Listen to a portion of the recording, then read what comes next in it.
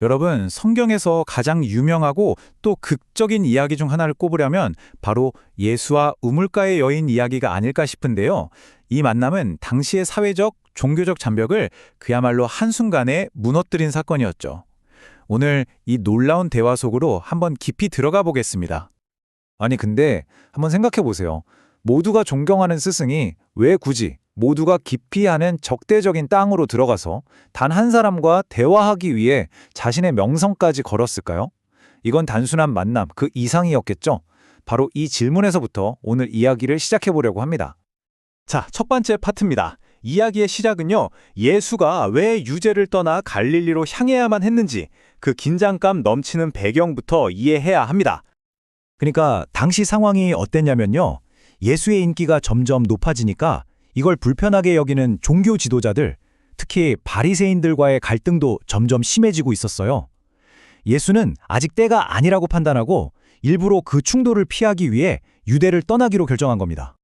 보통 유대인들은 갈릴리로 갈 때 사마리아 사람들과 엮이기 싫어서 일부러 먼 길로 돌아갔거든요.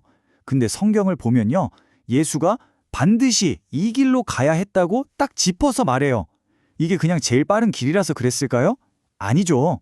이건 지리적인 이유를 넘어서 어떤 특별한 만남을 위한 신성하고 필연적인 목적이 있었다는 걸 암시하는 겁니다.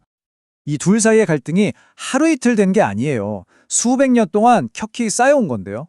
자, 보세요. 왕국이 쪼개지면서 시작해서 아시리아가 사마리아를 전복하고 다른 민족을 섞어버렸죠. 나중에 예루살렘 성전 재건을 회방하고 아예 자기들만의 성전을 그리심산에 지어버리기까지 합니다. 이러니 서로를 거의 불결하고 이단적인 존재, 이렇게까지 여기게 된 거죠. 이 깊은 불신과 적대감을 알아야 이 만남이 얼마나 대단한 건지 알 수 있습니다. 자, 이제 이야기의 중심, 야곱의 우물에서 벌어진 그 만담으로 들어가 보겠습니다.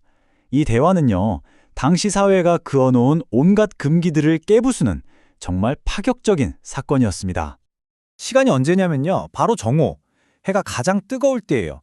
보통 여자들은 더 시원한 아침이나 저녁에 물을 기르러 나오거든요. 근데 이 여인은 한낮에 혼자 나왔단 말이에요. 아, 이 사람이 공동체에서 좀 소외됐구나 하는 걸 짐작할 수 있는 대목이죠. 바로 그때 길고 긴 여정에 지친 예수가 거기에 딱 앉아 계셨던 겁니다. 연인이 얼마나 놀랬겠어요. 아니, 당신은 유대인인데 어떻게 사마리아 여자인 저한테 물을 달라고 하세요? 이렇게 되묻잖아요. 이 한마디에 당시의 그 팽팽한 분위기가 다 담겨 있는 거예요. 유대인 남자, 그것도 랍비가 사마리아 여자와 말을 섞는다는 것 자체가 충격이었던 거죠. 이 만남이 왜 그렇게 파격적이었는지 한번 짚어볼까요?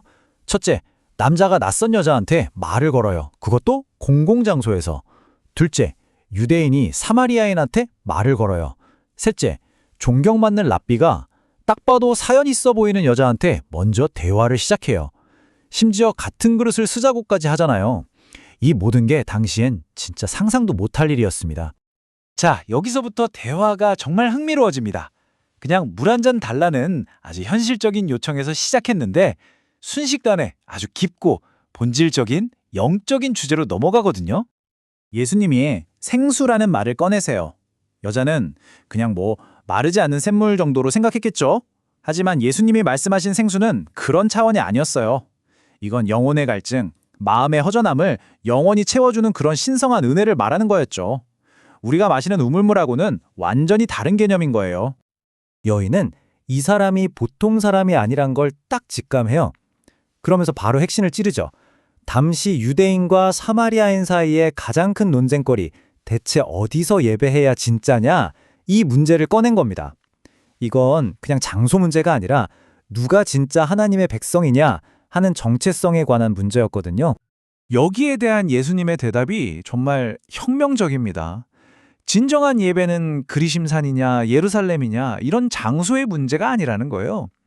영과 진리로 온 마음으로 드리는 그 태도가 본질이라는 거죠. 와, 이건 예배 패러다임을 완전히 바꿔버리는 선언이었습니다. 이제 대화는 클라이맥스로 향합니다. 예수님이 여인이 꼭꼭 숨겨뒀던 과거를 아신다는 걸 보여주시면서 마침내 자신의 정체를 드러내시죠. 예수님이 대화를 더 깊은 곳으로 끌고 가기 위해 딱 한마디 하세요. 가서 네 남편을 불러오라. 그리고 이어서 그녀에게 남편이 5이나 있었다는 누구에게도 말 못할 비밀을 드러내시는 거죠. 바로 이 순간이에요. 지금 있는 남자도 네 남편이 아니다. 이 한마디의 여인은 그냥 무너져 내리는 거죠. 아, 이분은 그냥 예언자가 아니구나. 내 모든 걸 꿰뚫어 보시는구나. 모든 방어막이 해제되는 순간입니다. 이제 여인은 완전히 마음을 열고 자기 믿음을 고백해요. 메시아가 오시면 모든 걸 알려주실 거라고 믿습니다. 이걸 보면 사마리아 사람들도 메시아를 간절히 기다리고 있었다는 걸 알 수 있죠. 그리고 바로 이어서 예수님이 정말 직접적으로 그 어떤 비유도 없이 말씀하십니다. 내게 말하는 내가 바로 그 사람이다. 와, 예수님 사역 전체를 통틀어도 이렇게까지 명확하게 본인을 드러내신 적이 거의 없어요. 정말 강력한 순간입니다. 이 엄청난 고백 이후에 어떤 일이 일어났을까요? 그 효과는 여인 한 사람에게서 끝나지 않고 마을 전체로 순식간에 퍼져나갑니다. 이 믿음이 퍼져나가는 과정을 보세요. 정말 드라마틱해요. 첫째, 여인이 완전히 변화해서 물동이도 내팽개치고 마을로 달려가요. 둘째, 그냥 달려가는 게 아니라 증인이 되죠. 내 모든 과거를 맞춘 사람이 있다고 외쳐요. 셋째, 그 말을 들은 마을 사람들이 대체 누구길래 하면서 우물가로 몰려오죠. 그리고 마지막으로 직접 예수님의 말씀을 듣고는 아, 이 여인 말 때문이 아니라 우리가 직접 보니 진짜구나 하고 스스로 믿게 되는 겁니다. 이 말씀은 정말 그림처럼 그려지는 장면이에요. 예수님의 제자들에게 이 말씀을 하실 때 저 멀리서 여인의 말을 듣고 달려오는 사마리아 사람들의 하얀 옷이 마치 추수할 때가 되어서 하얗게 익은 곡식들처럼 보였을 거예요. 눈앞에 펼쳐진 영적인 추수밭을 보신 거죠. 이야기의 마지막은 이 마을 사람들의 위대한 고백으로 끝납니다. 이분은 참으로 세상의 구주시다. 여기서 진짜 중요한 건 새삼의 구주라는 표현이에요.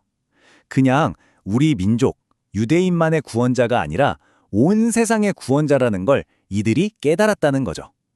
모든 편견과 장벽을 뛰어넘는 고백입니다. 결국 이 이야기는 우리에게 아주 중요한 질문 하나를 던지는 것 같아요. 이 사마리아 사람들은 누군가의 증언을 듣는 것에서 시작해서 직접 경험하는 믿음으로 나아갔잖아요. 진정으로 무언가를 안다는 것, 그리고 믿는다는 건 과연 무엇을 의미하는 걸까요? 여러분도 한번 생각해 보시면 좋겠습니다. 오늘 이야기는 여기까지입니다.